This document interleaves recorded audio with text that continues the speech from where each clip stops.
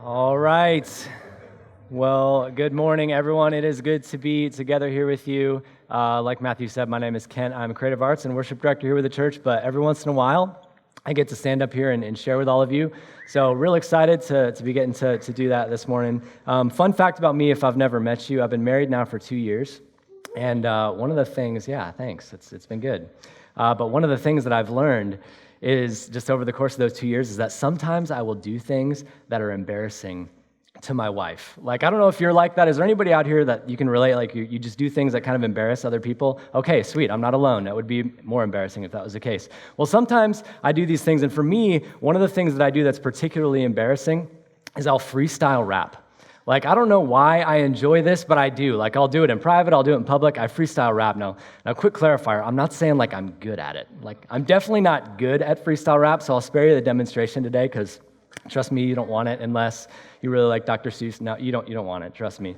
What I want to do instead is I want to tell you a quick story of a time that I embarrassed Lauren with this talent that I have. So, it happened when we were still dating.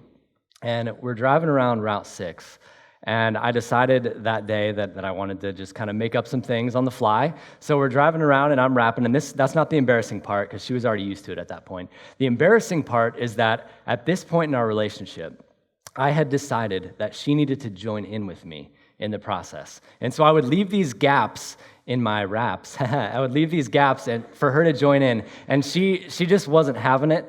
She didn't want to join in, and so it took some convincing, but eventually she did, and it was crazy. I still remember it. She's like kind of nervous, and she's like getting herself amped up, and she's like, all right, yeah, my name is Lauren. And right when she said that, literally, our engine just starts to smoke, and our car broke down on the side of the road.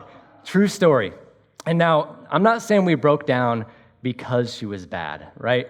But I'm also not saying that that's not a possible explanation as to why this happened. But I want to show you a really quick picture, all kidding aside. I don't know if you have that. Yeah. So this is us. We're broke down on the side of the road. We're waiting for a tow truck. And as you can see, our thumbs are down because the circumstances were rough, right? But our thumbs over here on this side are up because in the midst of sort of the rough circumstance, we still felt like we were doing all right. And so I want to begin this morning just by asking you, have you ever had a moment like this where even though your circumstances weren't great, you still were? Have you ever had a moment like that? And if you have, I think you can relate to this series that we've been in that we're calling Invincible Joy, because really that is what joy is. Joy is defined, even though it can be sort of a vague word, I think, to us at times, it's defined as fulfillment that is not based on our circumstances. Joy is fulfillment that is totally non-circumstantial, and I think it's important for us to understand that concept because we live in a culture and in a world that tells us the exact opposite, right?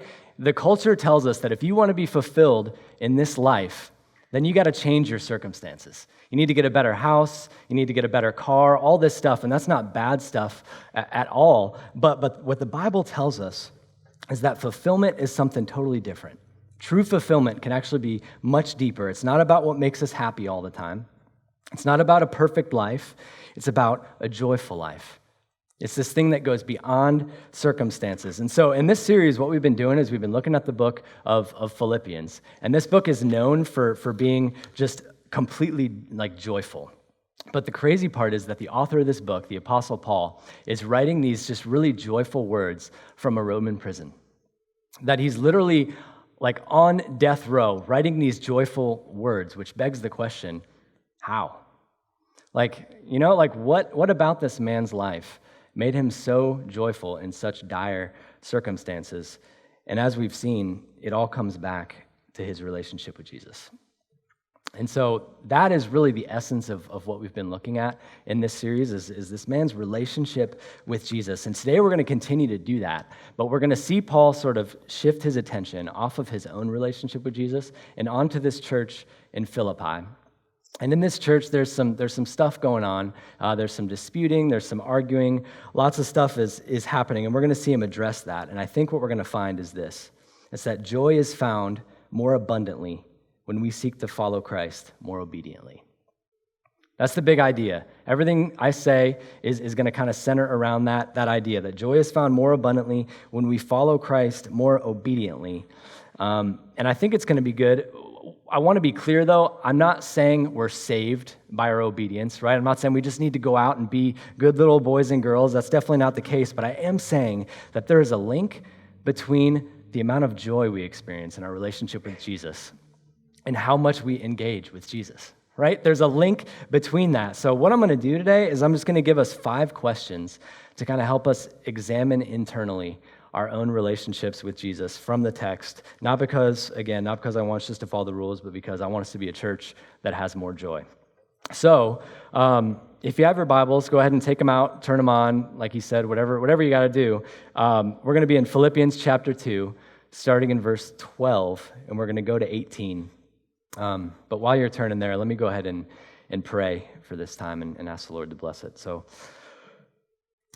Lord, just thank you that this morning we can engage with your word, God, and I pray that that's what this time would be, that it could just be a time where we hear from you, Lord, that your voice would be the loudest one in the room. Lord, would you speak right to us, Lord, and would you change us, make us more like you. In Jesus' name, amen. All right. Well, amen. Let's dive in. So we're starting in verse 12, like I said, and the first word that we see is therefore. And we say this all the time, but anytime you see the word therefore, you got to ask, what is that therefore? Therefore. And in this case, it's there because Paul is wanting to link what he said with what he's about to say. And so if you were here last week, you know that he just got done talking about Jesus. Right at the beginning of Philippians chapter 2, there's this beautiful Christological hymn, which is just a fancy way of saying a song about Jesus. And so he's just got done talking about that. That's the context. And he says, therefore, my beloved, as you have always obeyed Jesus. Because of the context, right? We know that he's not talking about obedience to himself. He says, therefore, as you have always obeyed Jesus, so now, not only is in my presence, but much more in my absence. And so we're looking at this verse, and we get the sense that Paul has a history with these people. And actually, if you look in the book of Acts, you can actually see that Paul had started this church in Philippi, and he must have developed a really close relationship with them because he calls them his beloved. Or your translation might say, my dear friends. Either way, it's this Greek word agapetos, which is really fun to say. I don't know why, I just enjoy saying it, agapetos. But it comes from the word agape, which literally is one of the words for love. And so he has this long, loving history with these people. But now he's not with them anymore. He's gone, he's in prison, he's in chains, and they're on their own. And he's urging them to keep obeying Jesus. I think that's interesting. He's saying, hey, I'm not with you anymore. Keep obeying Jesus. He's saying that because it was never really about Paul. Anyway, right? Their obedience that they had in that moment was all about Jesus. So even though he's not there, they can continue to be obedient to Jesus. And I think that's really important for us to engage with this morning. Just in the world of technology that we live in, we have this just amazing access to all of these different teachers around the world, right? And in some sense, it's really good because we have all these resources and really good teachings that we can watch at our fingertips. But the downside of it is that I think we can just get so attached to certain people that we end up elevating what they say even above Jesus. It's kind of funny, like being in ministry, like it happens all the time. Like I'll be talking to students and they'll be like, well, who do you listen to? Like which pastor? Do you listen to Tim Keller? Do you listen to Annie Stanley? Like what's the pastor that you listen to? And that's all fine. But man, at the end of the day, I hope it's not just about listening to their words.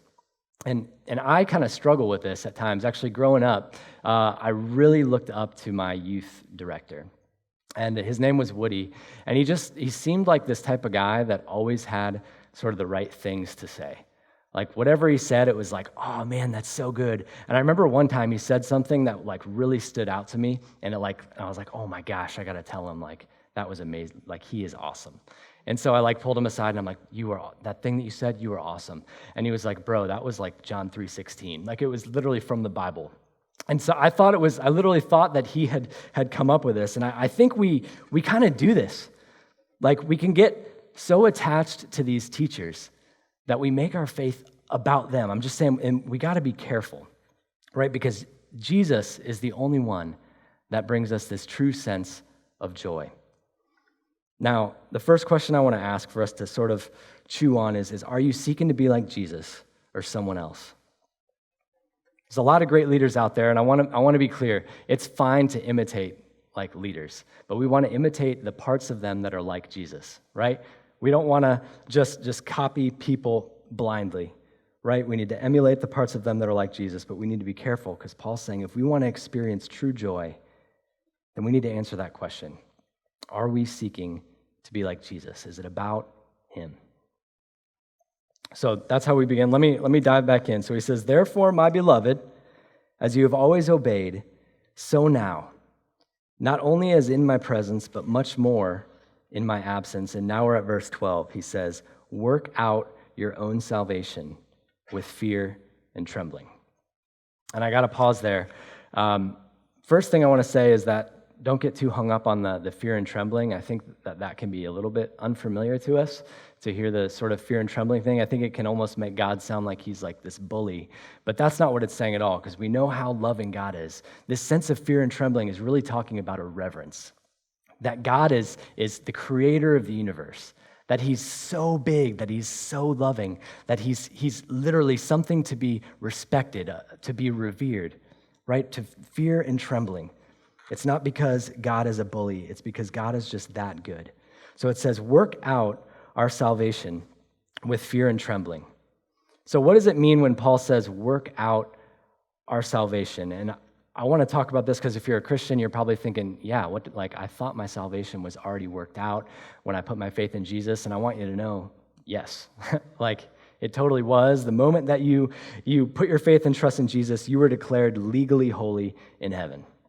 There's a really big, fancy theological word for it. It's called justification.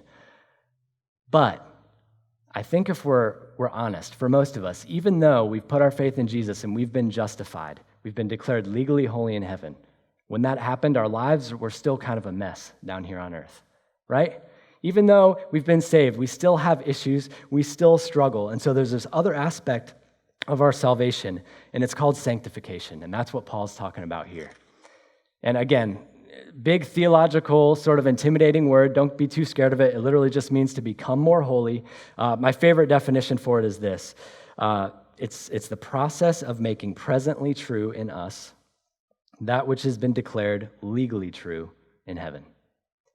It's the process of making presently true in us, increasingly true, that which has already been declared legally true of us in heaven. That's what sanctification is, and it's just one of the aspects of our salvation.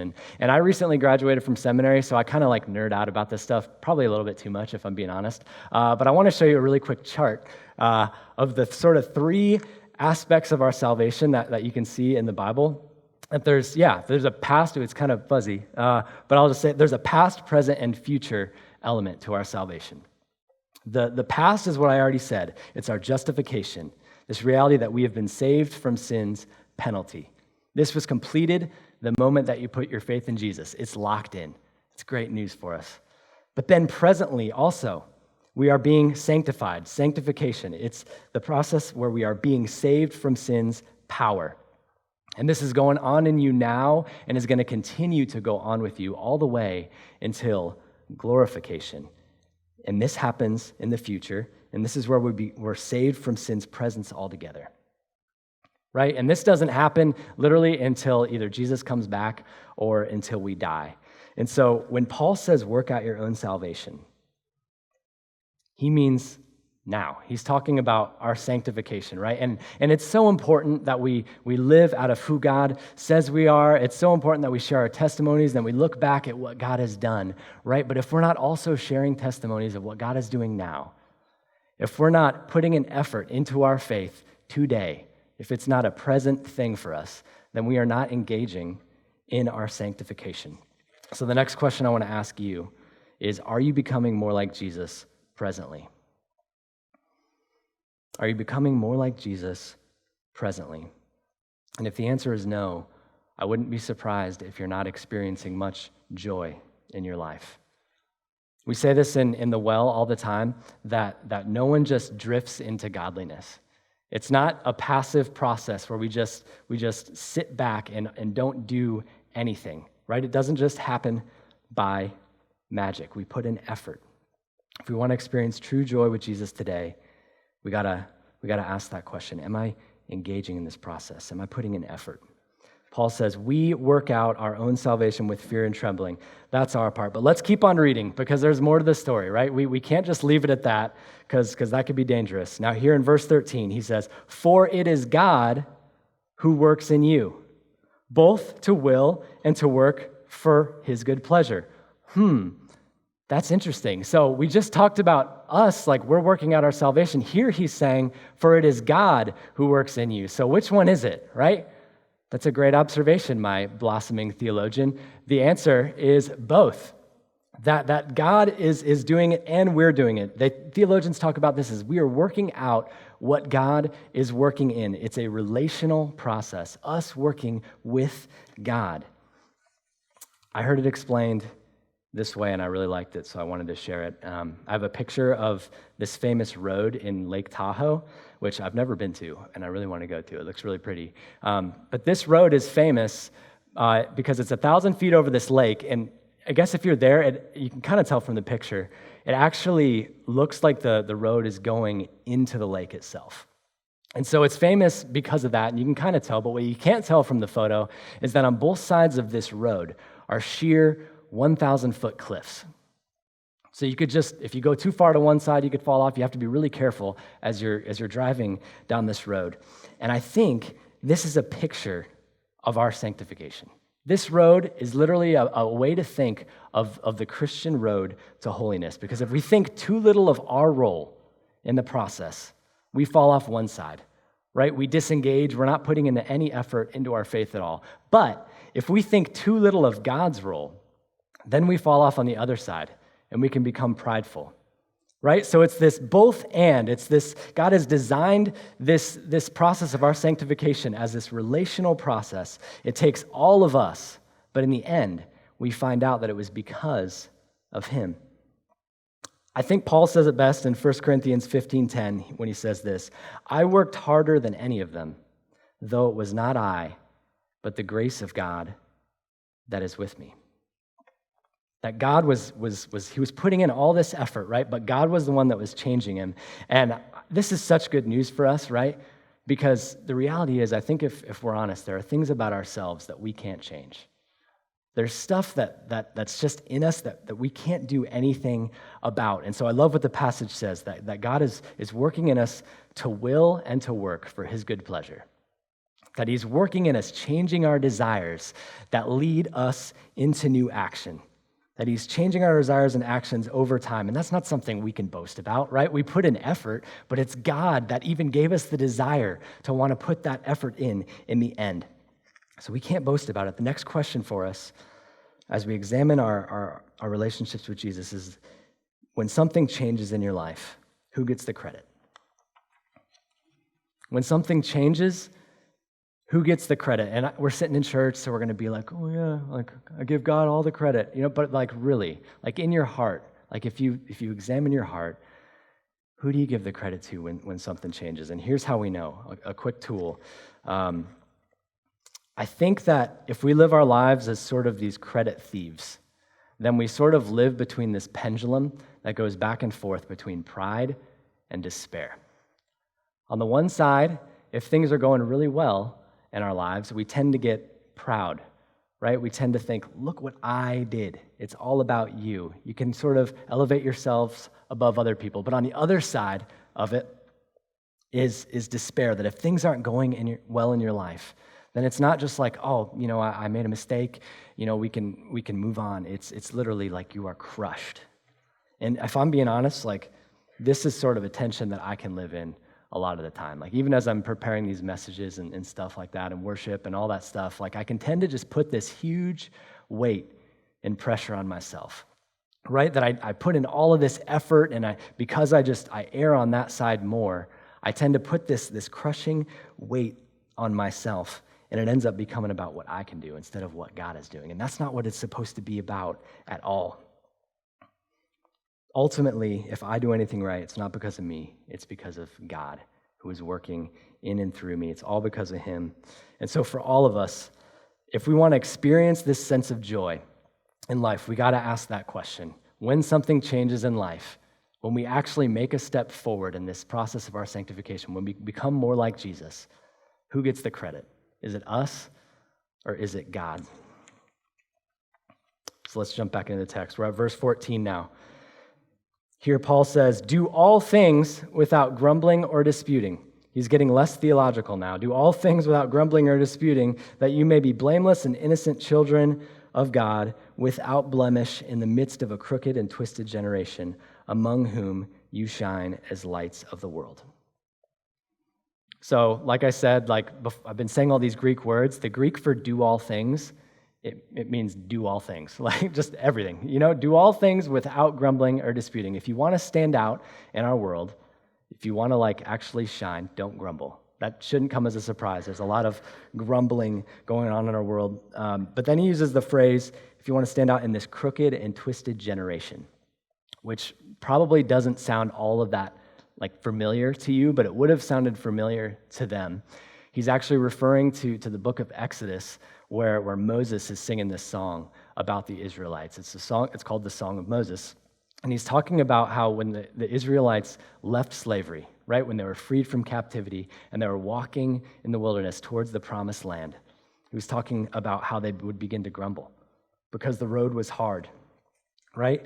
And so they're walking along and they begin to say things like, man, I wish we could just go back to Egypt because it was more comfortable there, right? They'd been saved and they're walking towards the promised land. I wish we could go back to Egypt. And I think we can tend to do this same thing in our journey with God, right? That as we walk down this path, right, that as we've been saved and as we walk towards our glorification, we walk down this path of being sanctified, that we can begin to grumble because it's hard.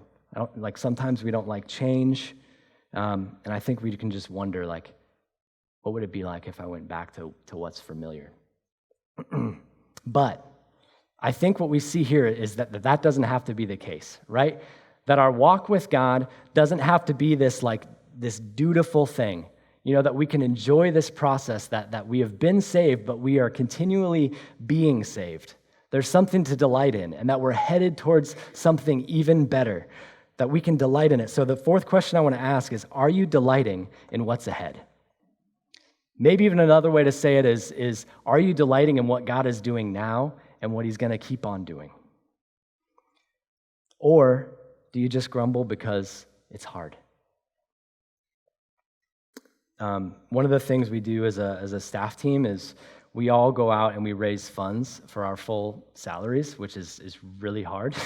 And, it's tough because not everybody receives the idea with open arms. And, naturally, I think the temptation for many of us is to complain about it, to feel this is a duty. I got to go, support raise. But even though it's a difficult process, what I've found is that God has been using it in my life.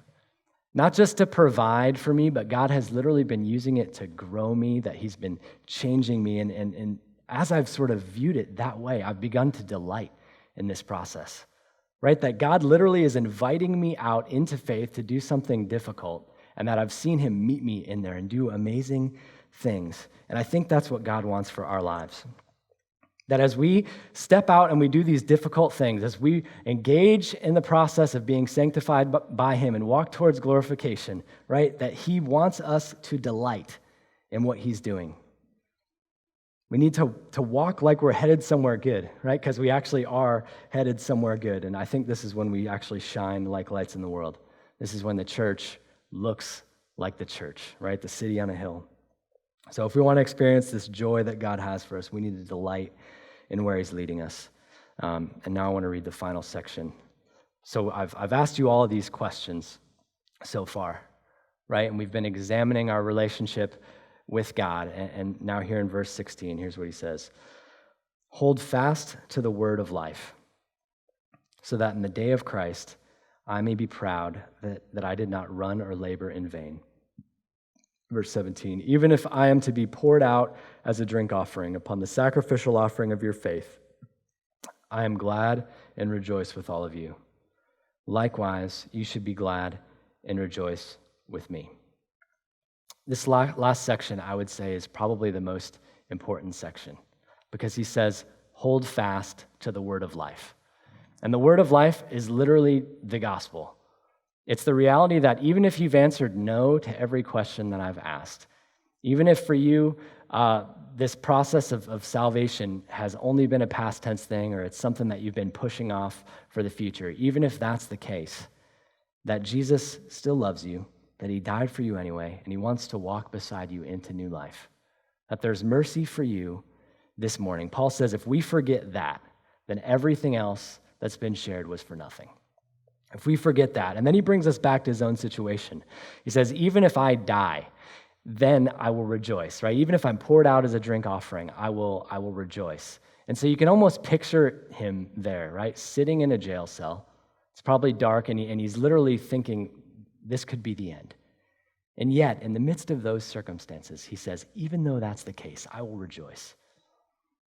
And I think this is because of the gospel, because he knew how good it was, because he knew what God had done, what God was doing, and what God was going to do, that he could rejoice even in the most difficult situation. And so I read that and I go, man, what's my excuse? Right? What's our excuse for not rejoicing?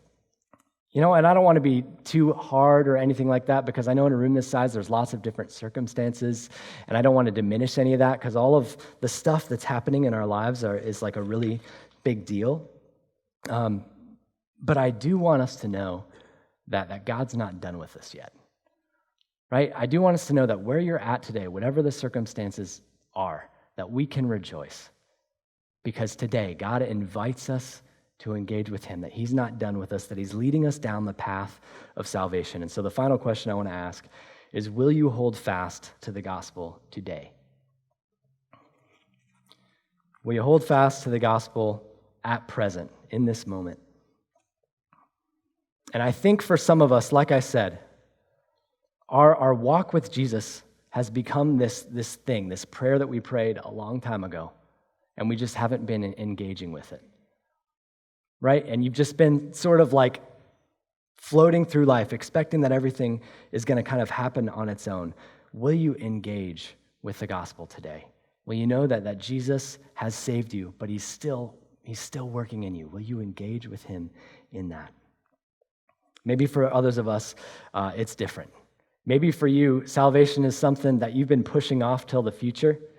And right now, you're just kind of trying to be a good person. You're trying to put all the pieces together on your own. Maybe today is the day that you receive the gift of salvation, that Jesus has died for you, that he's worked it out for you, that he wants to work in and through you.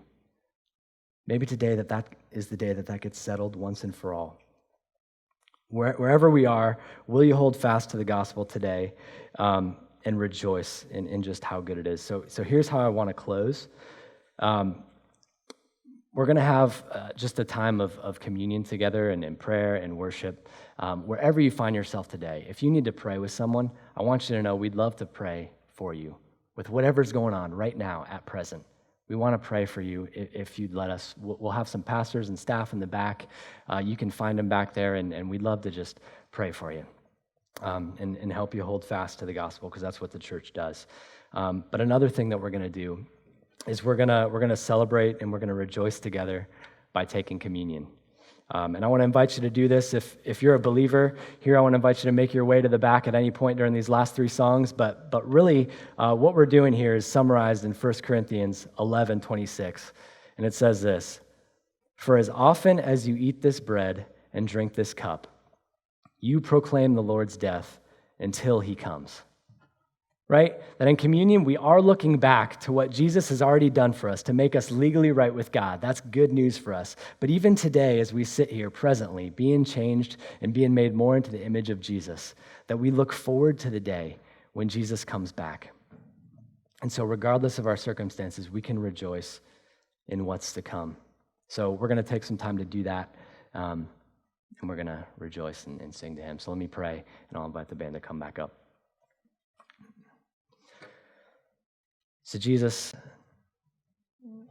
we are just incredibly thankful for what you've done, for what you're continuing to do, and for where you're taking us. Father, we just confess that we need you. Lord, we need you to change our hearts, Lord, to will and to work for your good pleasure. Lord, that our desires don't always align with yours.